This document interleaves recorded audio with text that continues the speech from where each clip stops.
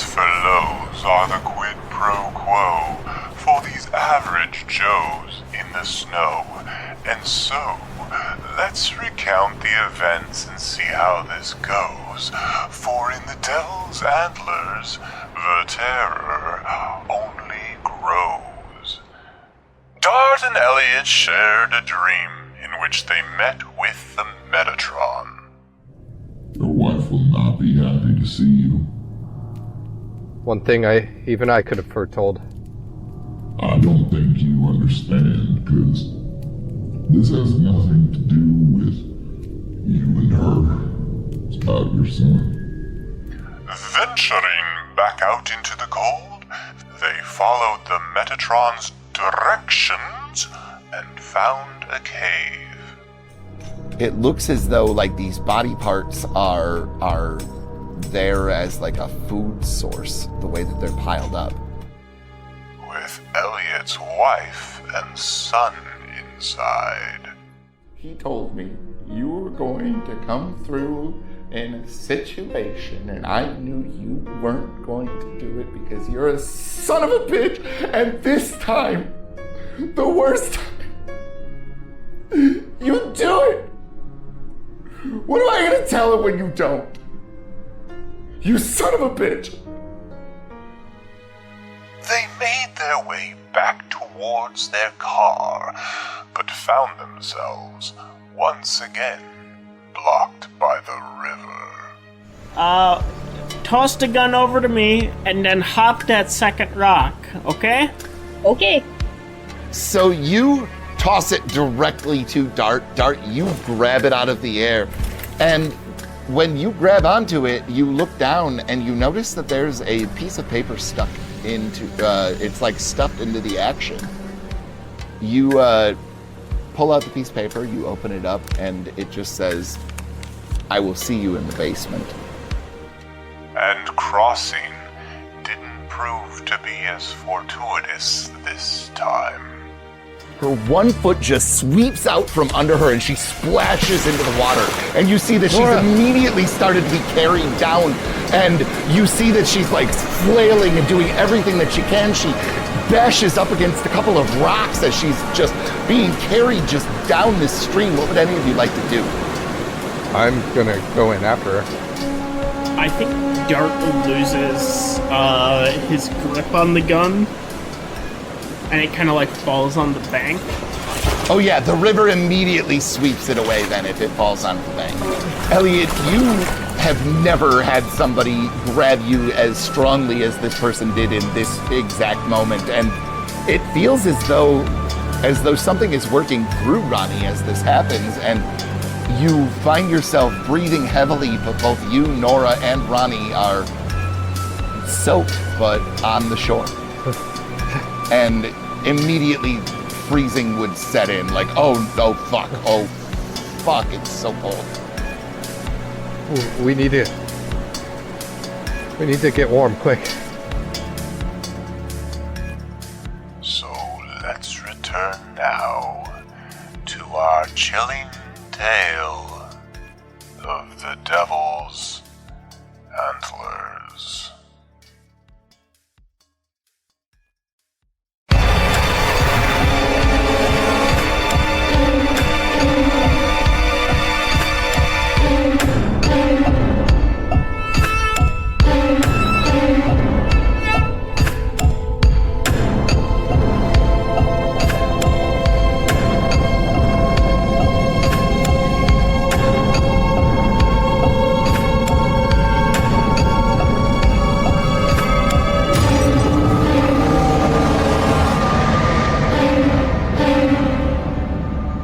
Elliot, you're gasping for air. It's very hard to breathe. It feels like your lungs and entire chest are contracted, and everybody around you is rushing to do something. What are you guys doing right now as they're laying in the snow? Dorothy is taking off their coats and wringing out water as much as possible. Yeah, Nora starts wringing out water from all of the clothes that she possibly can. What are... Wring out your clothes. Elliot, you too. Ronnie and Dart, what are you guys doing? Well, apparently Miss Survival Lady knows what she's doing, so I think Ronnie's gonna kind of wait for orders at this point.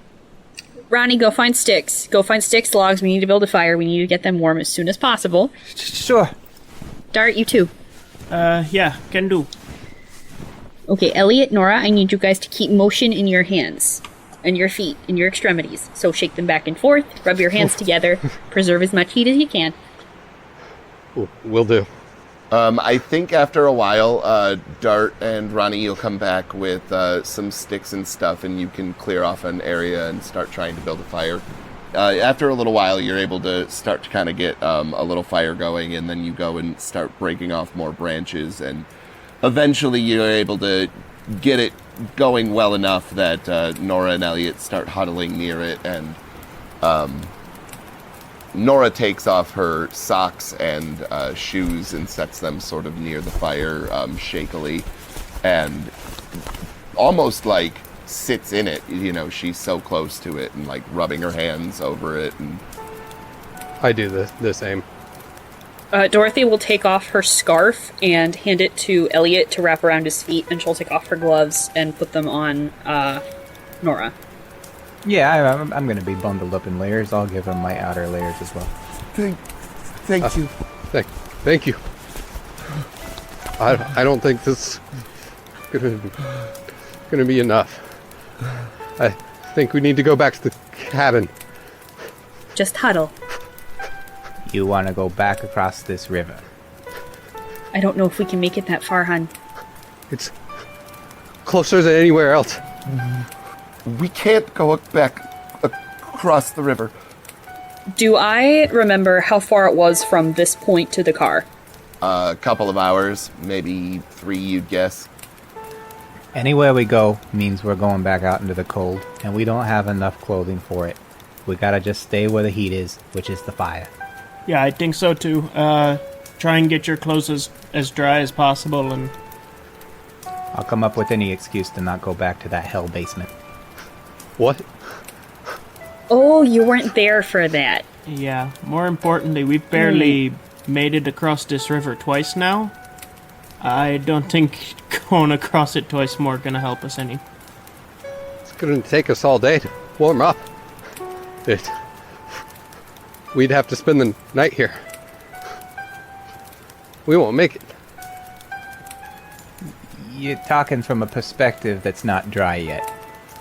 The longer you're by the fire, I'm sure it'll get easier for you. I say, blindly not knowing anything about how this works. What time of day is it right now? It's getting to be afternoon, you would guess. It's kind of hard to see the sun position, though, at this point. You know what I mean? Like, you're kind of deep in that cedar and pine forest, and so... Kind of around that noon 1-2 area. Yeah. Cool. I mean, I guess you're kind of close to the river, so, you know, it's not super hard to tell. Yeah, it's, you know, somewhere in between, like, noon, 2 o'clock, somewhere in that neighborhood. What do you mean about the basement? Oh yeah, Frosty, you kind of blacked out there for a while. That cabin was not the friendly cabin I thought it was. In the basement, there was an altar, and Dorothy will look over at Hamlet and go, "Hamlet, come here, earmuffs, hun." And she'll put her hands over his ears. In the basement, there were a couple of corpses that were split open. And there was an altar with a skull on it, and the skull had glowing eyes. I didn't look at it, I didn't touch it, and we got out of there and blocked off the basement as fast as we possibly could. It is not a good idea for us to go back there. And she'll let go of Hamlet's head. Do you think it's connected to all this? Yes. There's not a shadow of a doubt in my mind. And he's going to just resume trying to heat himself up. And eventually, like, he's going to try to lean towards Nora and try to help heat up her hands. I don't even think she fights you. I think she is just delirious and freezing. Hey, Greenbank. I've been thinking about this for the last few hours. I've been thinking about all that stuff that happened earlier. You found something at your house, and you were reading through the stuff, and something about mounds, and I guess my question is, we're dealing with rituals, and you mentioned rituals back in your readings, and I was just wondering if you drew any lines between the two. Yeah. It's a potential ritual site that had an iron door on it and a ritual accompanying it. Yeah, I remember that. Did you read anything about, I don't know, Wendigo rituals or whatever the hell? Do not say that word while we're in this forest. Yeah, that's a good point. Anyway, did anything in that basement look familiar to you? It reminds me of something. The god of those creatures has rituals and customs attached to him that are very much like that. However, it is not a good idea to talk about it while we are in this forest. The queen of those creatures and her kindred, she has quite a few rituals and practices that are very much like that. It would not surprise me if she was the one behind everything. Or one of her followers, maybe. She doesn't really have any followers. She really just has people trying to keep her appeased, I guess. Okay. Well, none of that was comforting, but the more that you know, the safer I feel, so I'm glad that this isn't completely unknown and mysterious to you. Nope, not at all. I didn't want to say anything about it while we were in the cabin because, quite simply, it's not a good idea. One of the things you learn studying the stuff I do is that names have power and you have to be very careful when and where and how you use them. Dart, you probably need to go and gather more wood at this point. Yeah, happy to do so. I'm sure this isn't going to lead to anything sinister. I think he's probably also,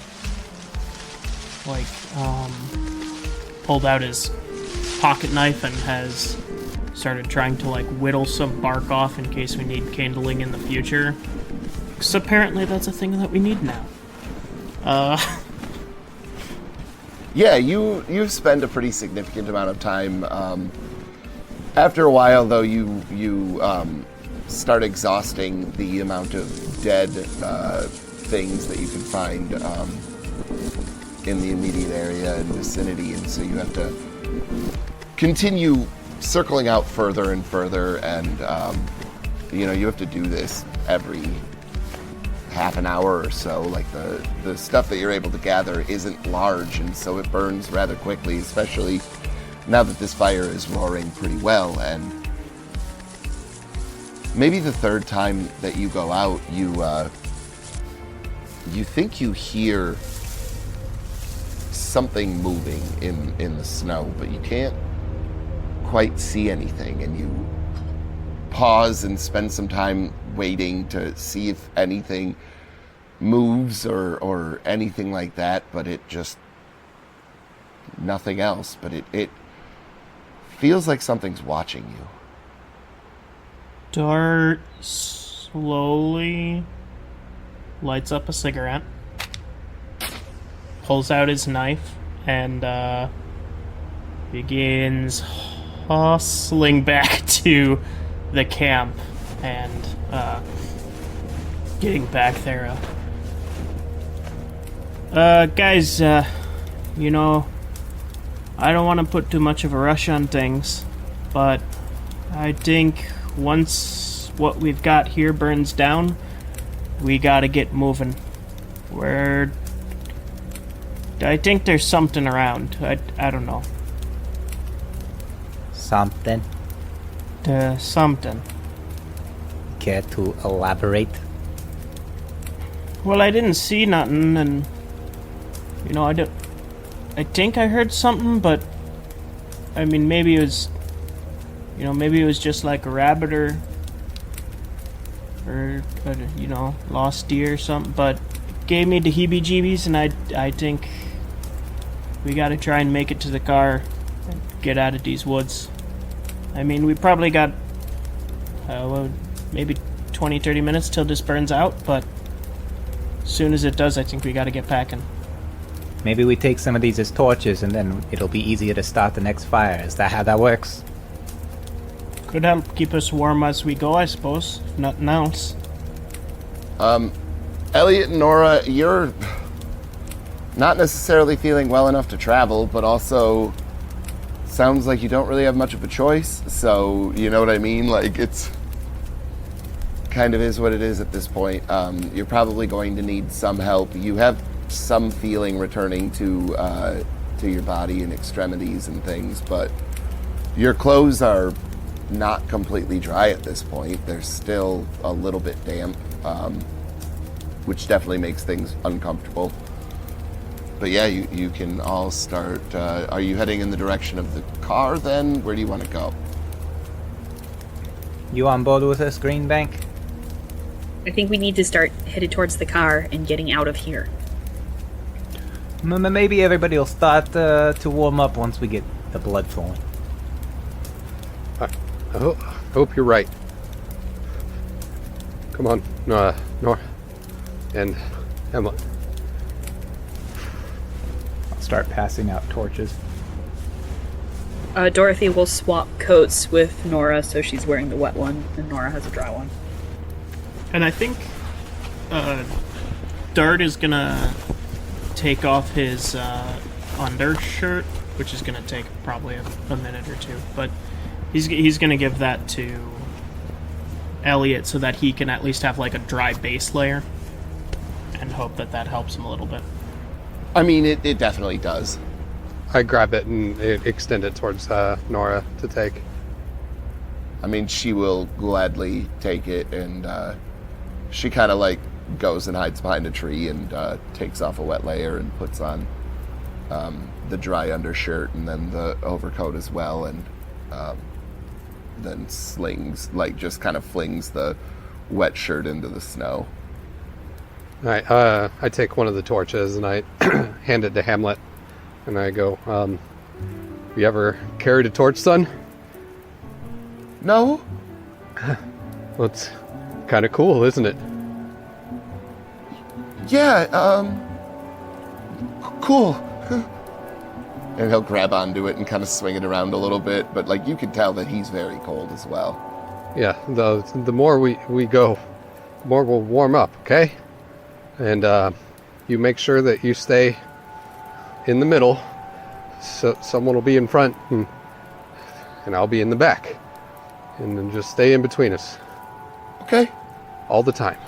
Okay. If you hear anything behind us, you don't look.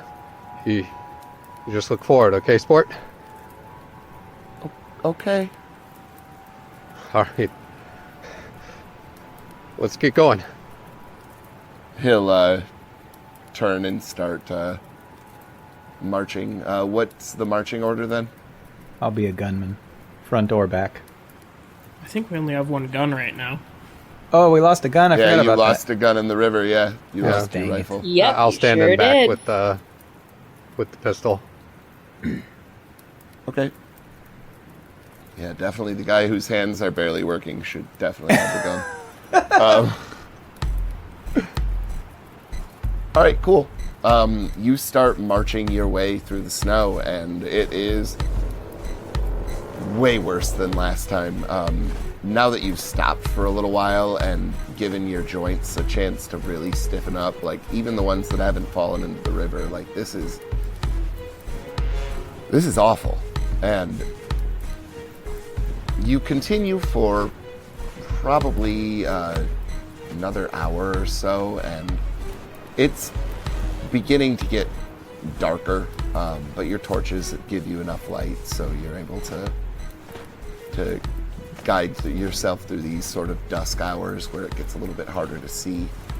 And then you hear some crunching through the woods, but like it's like stomping, like, you know, similar to your walking, you know, raising your foot above the snow, and then you see a beam of flashlight kind of arcing through the forest in your direction.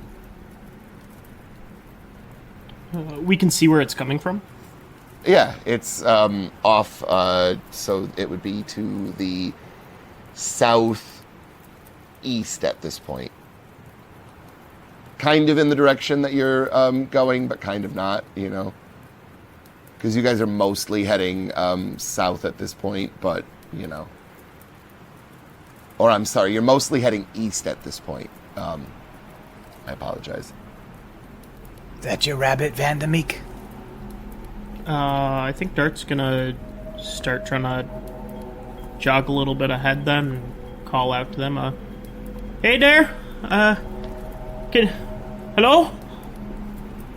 You'll see like this silhouette sort of like wave, and it's sort of over exaggerated, and he starts kind of trotting towards you as well.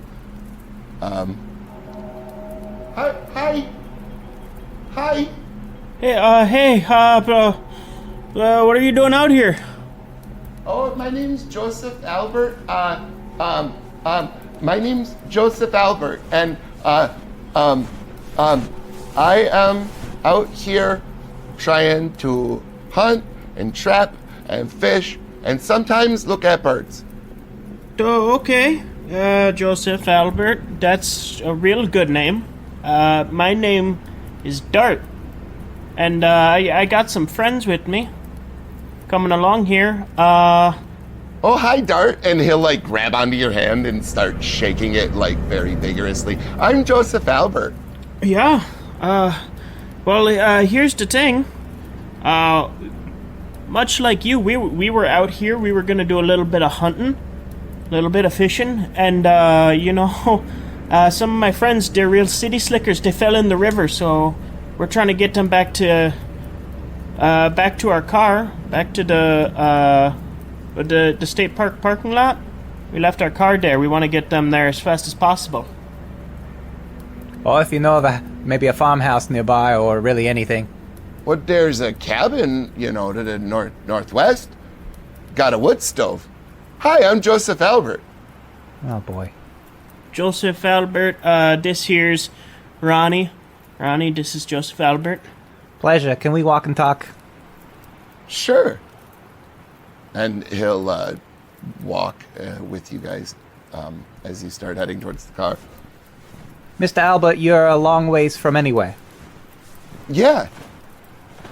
Yeah, you got anybody with you? Oh, no. You got any place warm that you like to go besides that cabin?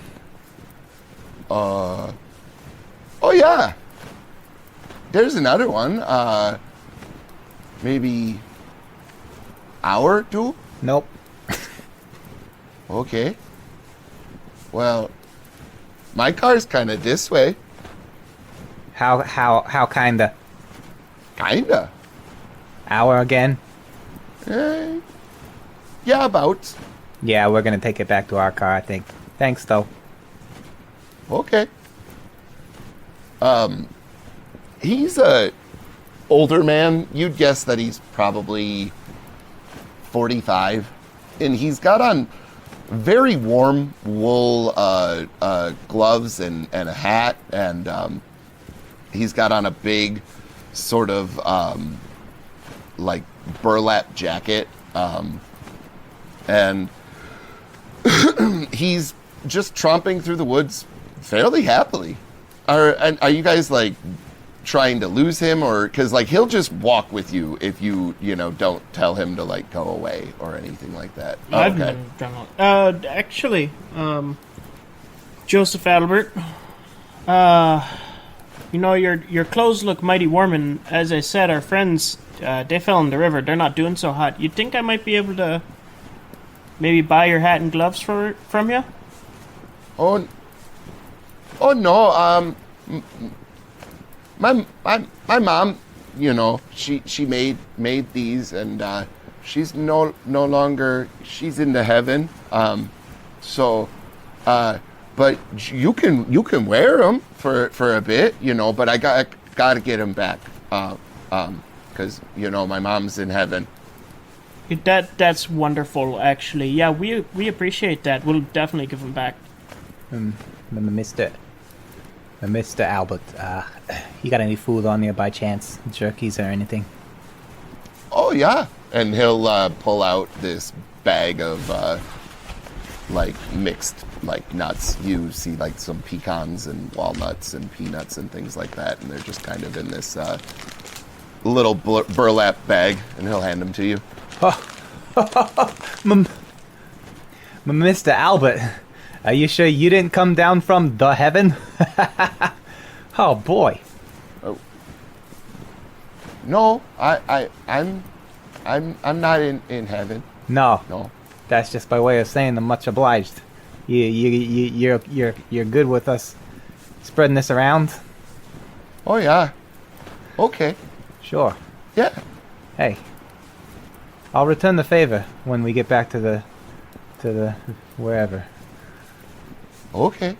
I'll start passing out some trail mix or whatever it is. Yeah, the rest of us have hung back a little bit away from the conversation, so we wouldn't have known what was going on up there. Hey, he's got some food on him. Yeah, pass this around.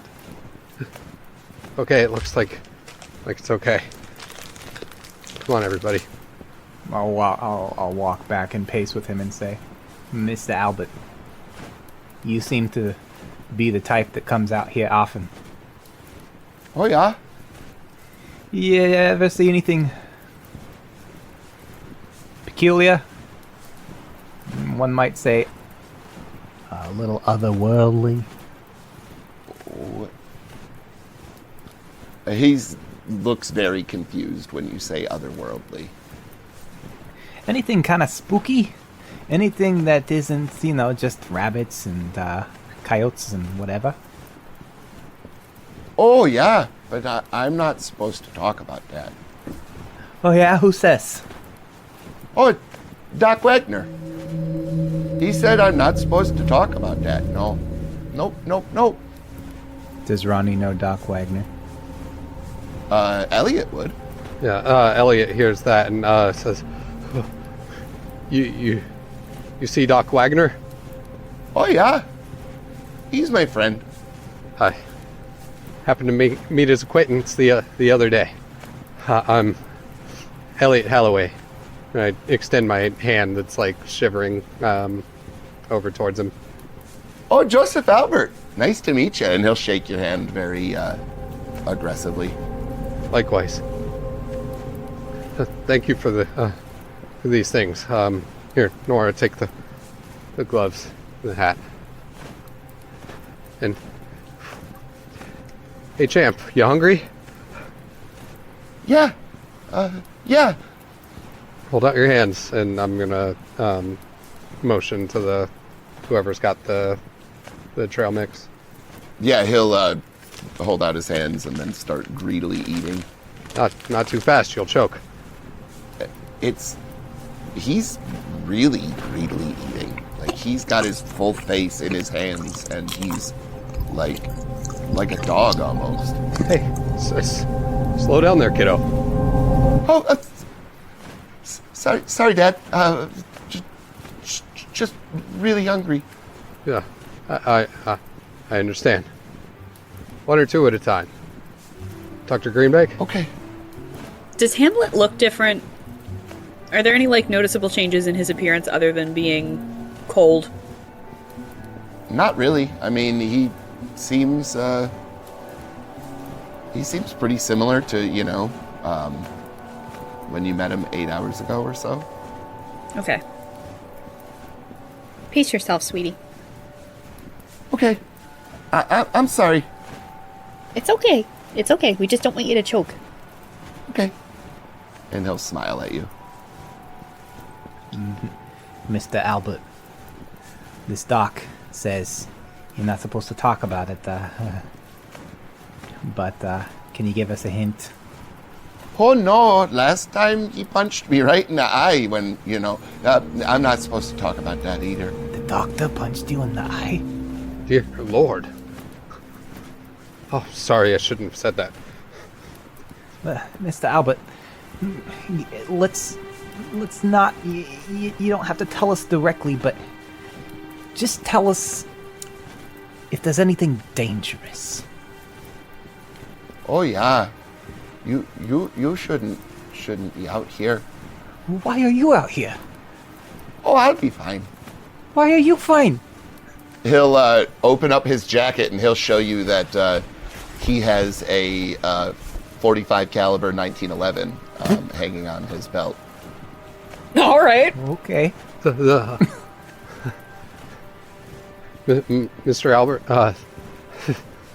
that cabin you spoke of, does that belong to Dr. Wagner? Oh no. You know the owners? Oh yeah. They live here? No, they're in heaven. Uh-oh. I start looking around at the others, like, in a really sketched out sort of way. Yeah. Dorothy's looking straight ahead. She is not acknowledging anything, just walking and listening. Tart mumbles under his breath, par for the course. Mr. Albert, just between you and me, could you whisper the owners' names to me? Oh yeah, Ma and Pa Albert. Your parents? Oh yeah. Mr. Albert, did you ever see anything in the basement? Anything a little strange? Oh, I'm not supposed to go down there. No. How did your parents get to heaven? Well, they got sick and, brought them to the doc and they just kept getting sicker and the doc said he did everything he could, but they went to heaven. Who, what doc? Your doc? No, Doc Wagner. Yeah. I'm not a doc. No. I'm, like, staring straight through Dr. Greenbank right now. Mr. Albert.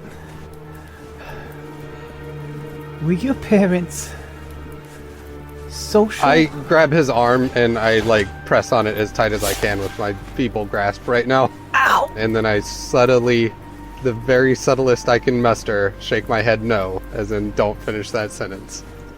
Jeepers. Frosty. Well, it was nice to meet you.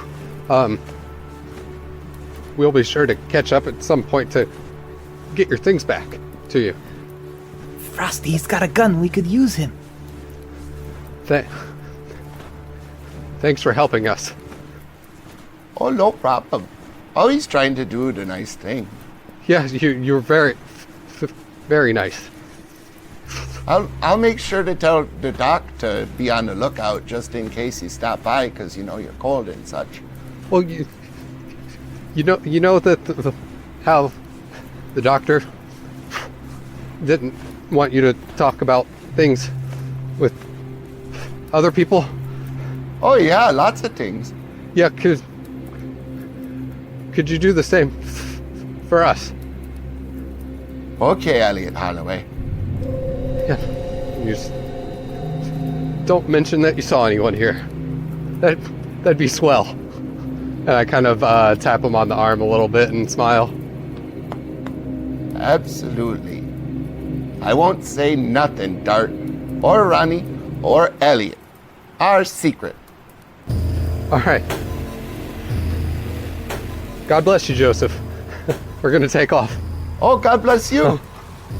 He'll nod and he'll reach into a pocket and he'll pull out another hat and he'll put it over his ears and he'll march off, going the other direction and back into the woods. Hustle, go, come on. I turn to Elliot and say, hey, Elliot there. Did you ever actually introduce yourself to him? Yes, I did. I shook his hand. Sorry, just missed it then. Okay. That gave me a bit of the Pachibas too. Oh, that was what gave you the heebie-jeebies. Let's move quickly. I think that you hustle through the woods for maybe another hour, and you reach the parking lot. And Dr. Greenbank, your car is sitting right where you left it. That's cool. Come on. The sooner we can get inside and get that thing started and get you guys out of those wet things, the better. So wasn't it the cop car that we took and not her car? Oh, you're 100% right. There is a fucking cop car there. You are 1,000% correct. Hooray. The police are here. We're safe. Yeah, you get into the car, and Dart, it takes a few times of turning the ignition, and you have to kind of pump the gas a little bit, but it eventually fires up, and you're able to pull out of there. And where would you guys like to go? Hey, Vandemik, take us somewhere warm and public. Sounds like the Four Seasons to me. Or perhaps, if we don't want to have to explain ourselves. Oh, it's finally starting to warm up in here a little bit. Perhaps we could go by the boarding house. Your room isn't huge, but you guys could all fit there if you wanted. Are the roads still absolutely horrible? We still have chains on? You do still have the chains on, but the roads aren't absolutely terrible anymore. It's been an evening and an entire day since the snowstorm now. I'll take anywhere at this point. Especially if they have a drink. You know, I'm kind of for staying in the public eye because it seems less likely that anything can come after us. But it wouldn't be too terrible if we go to my place. It's empty, and as far as I know, it hasn't been ransacked. Dart, do not forget about the note that you found in the rifle before you lost it as well. There's a note in the rifle? Yeah, remember it said basement on it. My house still has that thing in it that seemed to be keeping things away. Oh yeah! I'm gonna pull out the paper from my inner layers and say, I still got that etching. If we ever want to try and recreate it. Eleanor, is there anything at your house that you need? I know that because of what happened, you might not want to stay there. Just close. We need to make a stop. All right. So I think we will fast forward to y'all arriving at Eleanor's house. It still is, the door is ajar. There is snow inside of it, and she'll kind of gasp as she's walking inside, just taking stock of what it actually looks like in there. And then she'll just turn to the closet and grab the winter stuff that they did not have a chance to grab when they were abducted, and then she'll go to both her room and Hamlet's room and gather up some clothes. And as she's in Hamlet's room, she'll yell, "Elliot, could you please come here?" Yes, I'll be right there. And I, kind of give everybody else a look to say that I'm going in, and I follow her in there. She'll look up at you, and she looks very sad, and she'll say, "I am sorry for the way I reacted, but I do think that it would be best, whenever we figure out whatever this is and we're done with it, that we go back to our separate ways, Ellie." We have plenty of time to figure everything out.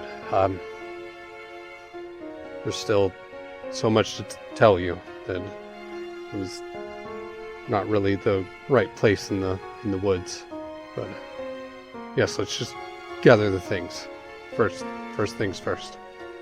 She has kind of some of Hamlet's stuff, and she'll just push it into your chest and go back to grabbing some more things.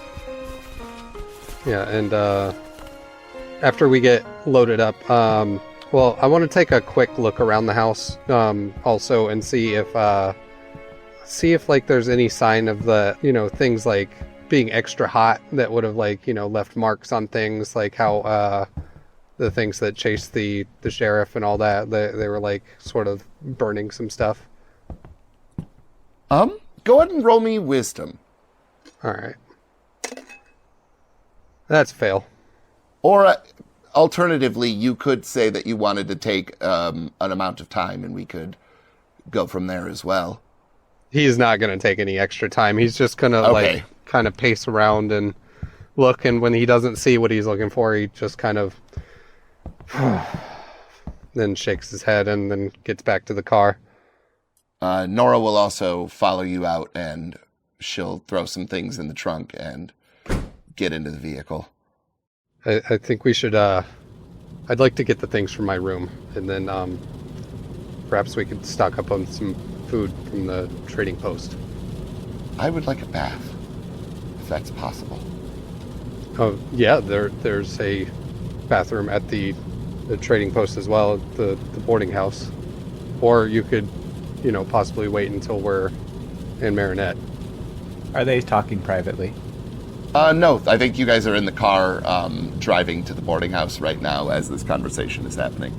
If it's of any interest to anyone, I have a bath in my house, surprisingly large, and I know what you might be thinking.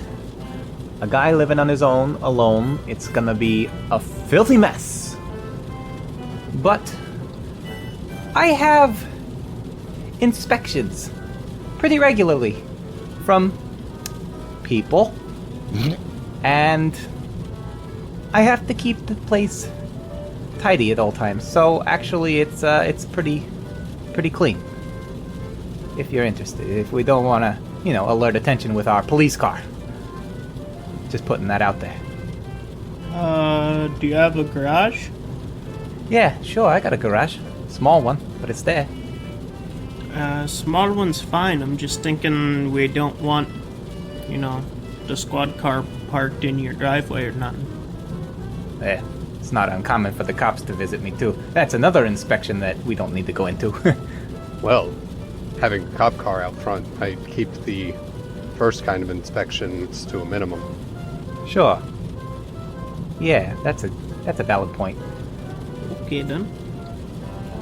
Ronnie, do you know how many officers of the law would be around these parts? We know what happened to the two. I don't want to say why, but I happen to know the exact number. It's just 4 of them. So I'm assuming that 2 are on the lookout for the other 2 as we speak. No doubt. Okay. I do suppose staying at your place, since it's right down the road, reduces our risk of exposure? At this point, I'm not going to say anything with assurance or surety, but I mean, I just think that it's a place to lay low if we want to lay low. It works for me. So, do you have a car that's there that we could switch into? My coup's there. Going to be a bit cramped, but yes, I think parking in the garage, even though we'd risk the first inspection, the second one would be a little bit more difficult to deal with. And other than that, once we're there, we could switch cars and go to the trading post afterwards. So yeah, instead of like stopping there, I think we should keep on moving to Perfect. all right. I think maybe 15 minutes later you arrive at Ronnie's house. You pull around the coupe that's parked in the driveway, and Ronnie gets out and he opens up this garage door. It creaks loudly. It probably hasn't been opened in a while. And you pull the car inside and you all get out and then slam the door shut behind it. And Ronnie, I think that you probably have a key so you could lock it as well, and then you guys can all go inside. There's a bath upstairs, and I should have enough food in the kitchen right now to make something. I don't know what. I'm not exactly a chef myself. I just know how to mix drinks. We can make something work. Nora will immediately head upstairs, and as she gets to the stairwell, she'll turn around and look at Elliot and say, "Could you please just watch Hamlet for a while? I'll be back." Of course, yes, will do. And she'll bring a change of clothes with her up there when she goes as well. And Hamlet is... I think that he immediately goes and curls up in a chair in Ronnie's living room, and I think he passes out pretty quickly. I think he's tired, and... Now that the little rascal's asleep, we gonna ask this lady about, jumping across the river, getting taken out of a house? She hasn't said a single word. It's been driving me crazy. God forbid she doesn't want to talk about it. I know. The curiosity sure is eating at me.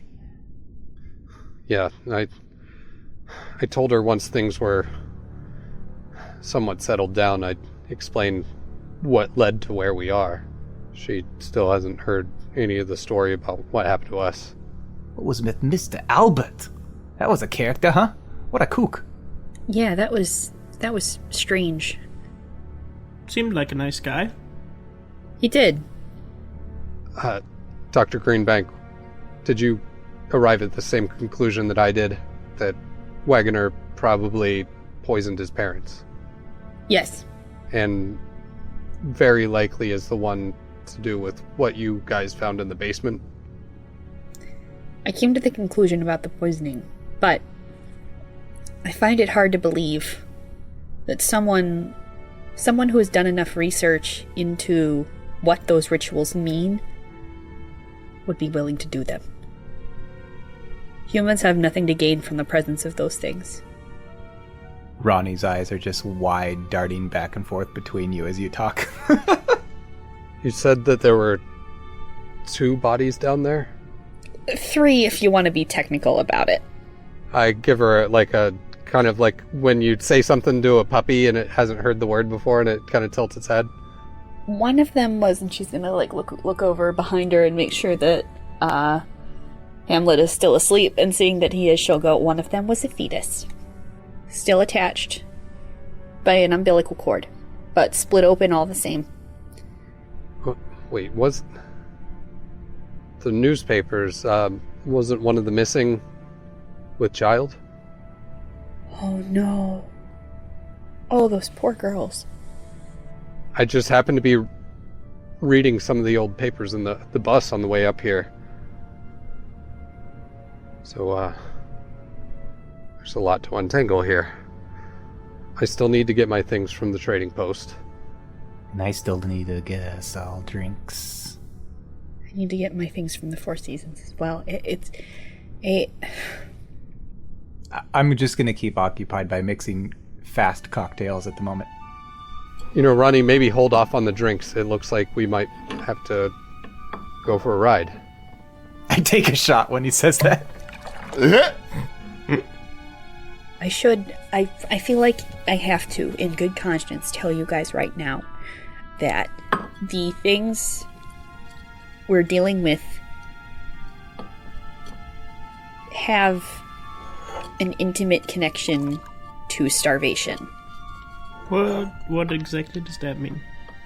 The story goes that when someone is about to starve to death and they resort to cannibalism, they turn into one of those.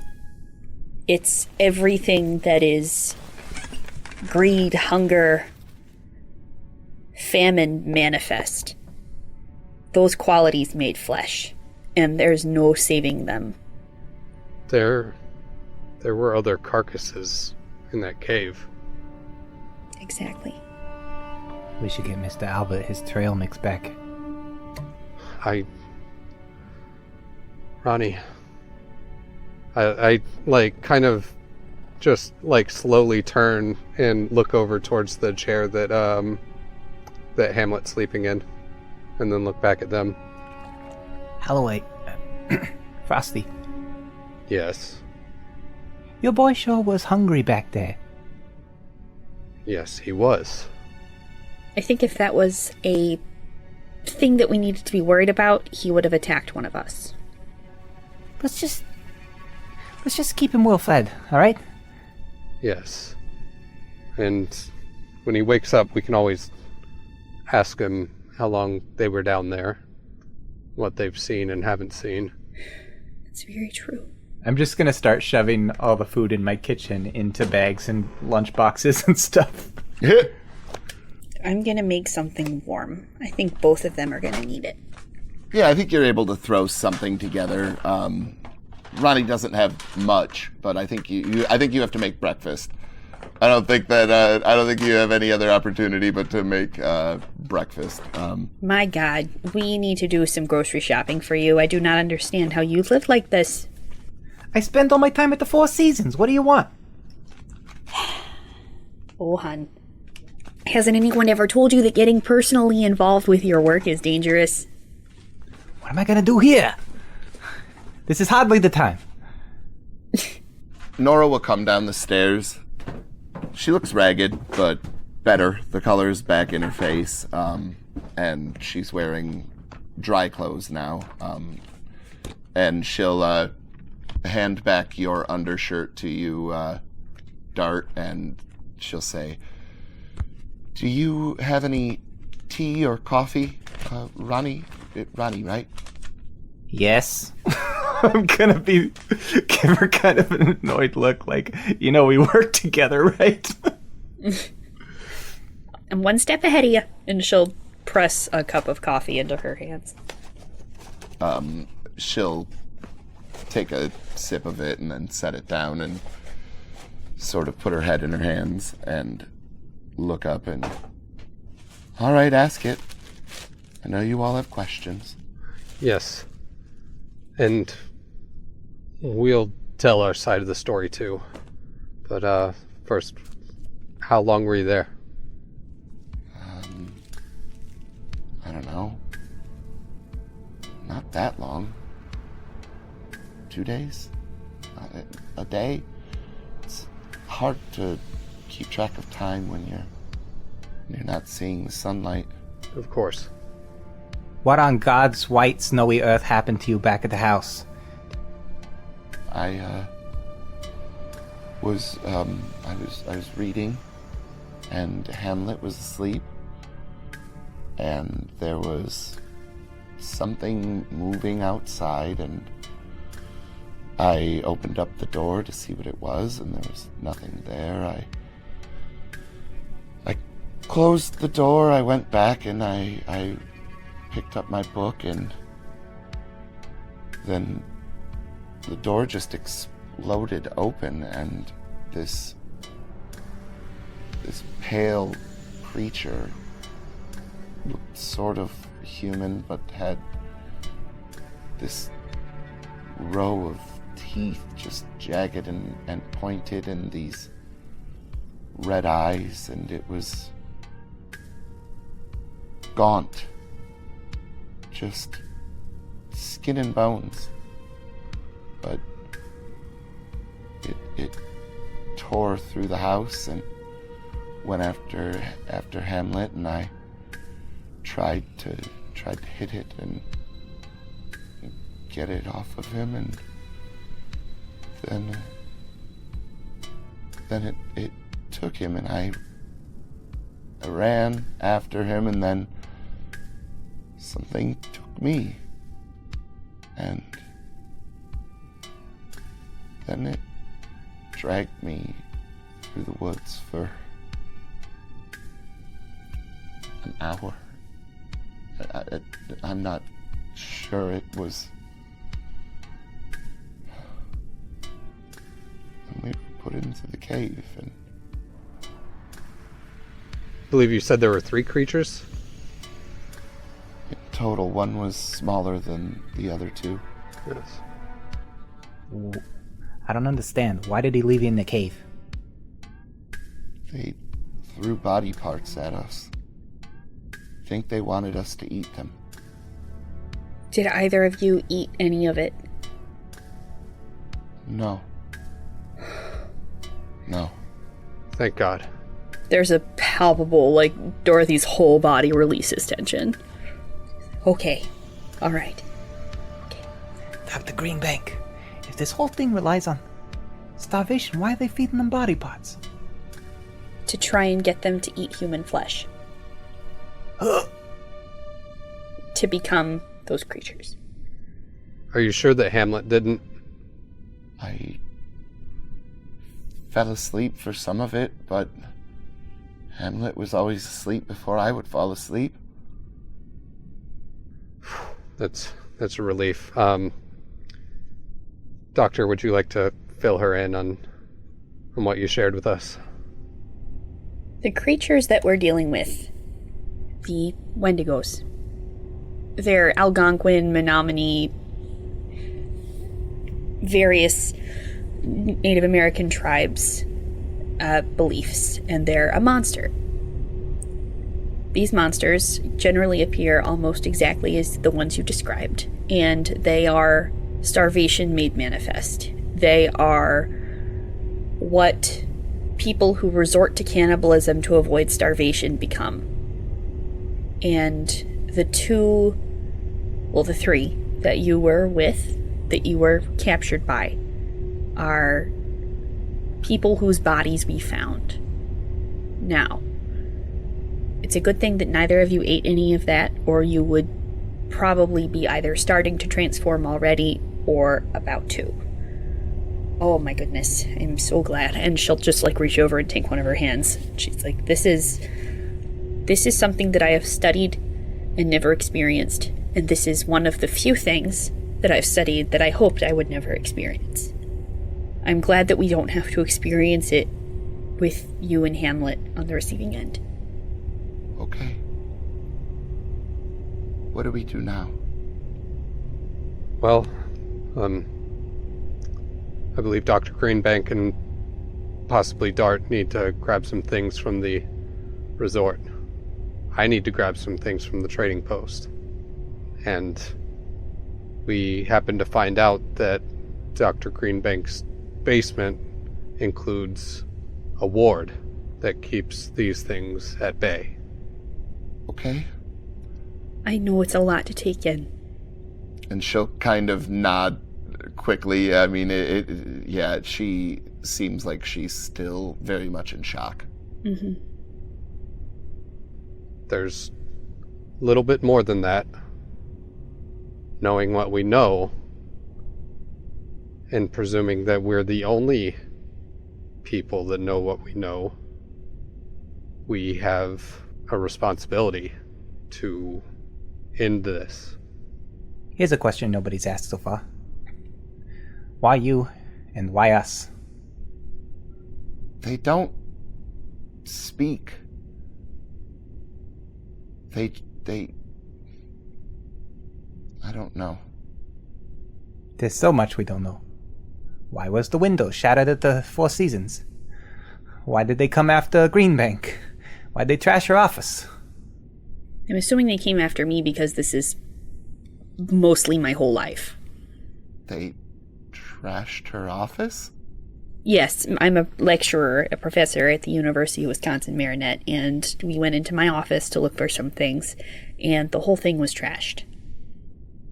Seems like everything that's happened revolves around Frosty and Greenbank. That doesn't make any sense, though. I don't think that they'd be able to read. Maybe we ought to start all the way at the beginning. And we're going to go through and just, repeat everything that's happened. What would you consider to be the beginning? Well, for me, it'd be when I arrived in town. Me as well. That's when the window shattered. That's the first I saw of this thing. Correct. Dart was there. Alright. It was radioactive, and that's when we found out that Greenbank's office had been trashed. Frosty, before we went to Greenbank's office, we found you and you was in the snow. I experienced a sort of fugue state, I guess you would call it. I heard something outside. I went to investigate, then I found a body mutilated in the street, and then the next thing I knew, I woke up handcuffed to a bed in the Dr. Wagner's office with the sheriff there. There was a body that you saw. Yes. There were reports in the papers. Okay. Maybe not everything is circled around you and Greenbank after all. There's also a matter of the dreams. What do you mean, the dreams? Every time I've fallen asleep since this started happening, I close my eyes and then open them back up, and I am in a shared extraplanar space, for lack of a better term. She, looks at you for a second, and then she points at Dart and says, "Hey, you, can I bum a square?" Oh, yeah. Yeah, he just pulls out a fresh pack and tosses it over to her with a box of matches. She'll tap a cigarette on the table a couple of times, and then it takes her a few times to get the match lit because she's kind of shaking as she does it, and then she'll light up the cigarette. So, the extra... Excuse me, have you started smoking? Elliot, yes, but it's none of your business. All right. Anyways, sorry, I was just distracted. The dreams. I would wake up within them and be experiencing waking life. Only I would be in a different place, a place that oftentimes wasn't the current habitation of where I was, or at least not at the same time. The first was at, I believe, Dr. Greenbank's house, but before I was ever there. And she was there too, and experienced the dream at the same time. We then experimented with the reality of the situation, and were able to compare notes after we woke up.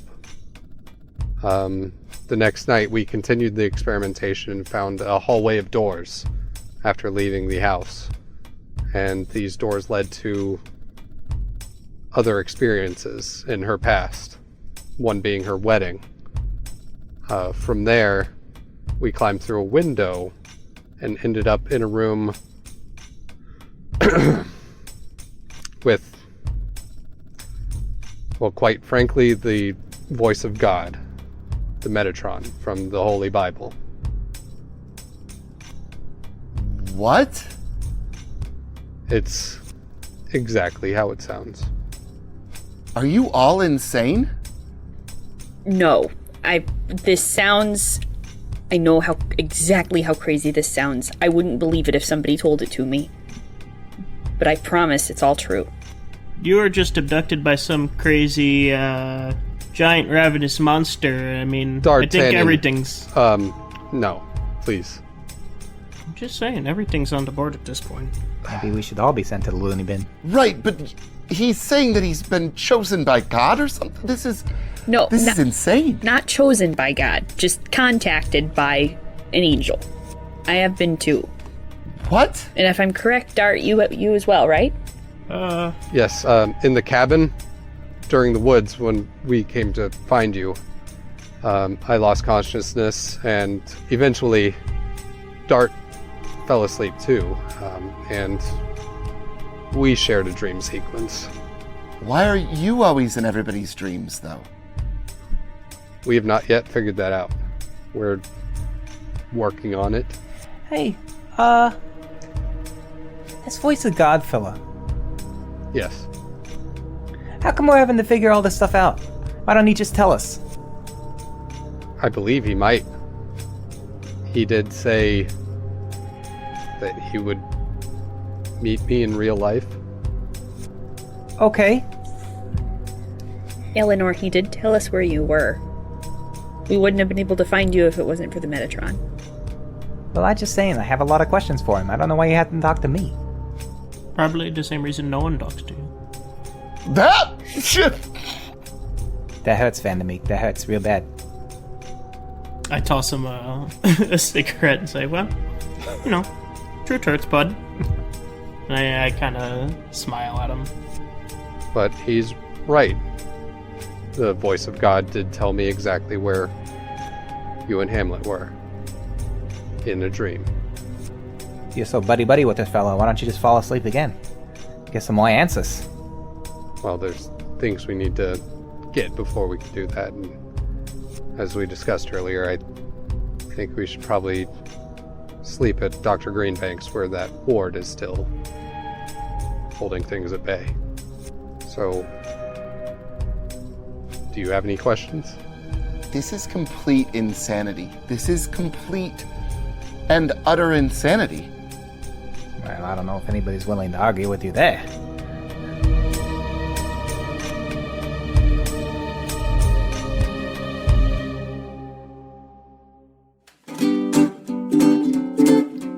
After you get what you want, you don't want it. If I gave you the moon, you'd grow tired of it soon. You're a light. Yeah, the rest of us have hung back a little bit away from the conversation, so we wouldn't have known what was going on up there. Hey, we got some... That's James coming out. Hey, check it out. Hey. Chickity, check it out, homies. Yo, we what's got up? some nuts. Motherfuckers. And though you sit up on my knee, So, Fucking hell. Remind me of this old man's name again. Eric was Joseph not Albert. helpful. Just Joseph Albert? I've Dude, he literally said said it it like 9 75 times. times. What? writing it down.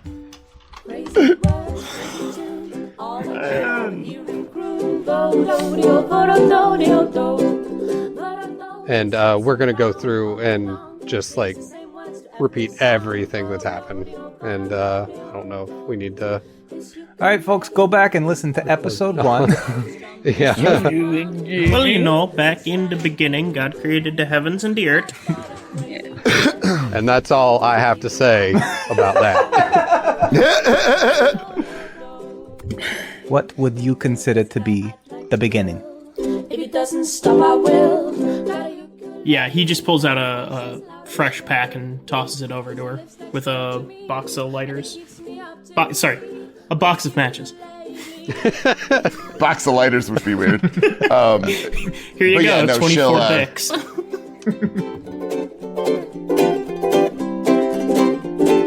The Devil's Antlers is a production by the Time to Die Podcast Network. We have other adventures too, and they're all available at timetodiерpg.com. Our website also features ways you can support us, such as Patreon for pledging monthly and Ko-fi for one-time donations. The ukulele music is by Charlotte Pelgin. You can buy her fantastic album at charlottepelgin.com. It's available physically and digitally. Our players tonight were Tim Demuse as the Game Master, Chris Riley as Elliot Halloway, Aubrey Gray as Dr. Greenbank, Eric Patt as Dart Vandermeek, and Brian Bridges as Ronnie Pinkerton. That's a me! Our social media links and all the links I've mentioned are in the description of this episode. Thanks for listening, and we hope to see you again on the next episode of The Devil's Antlers.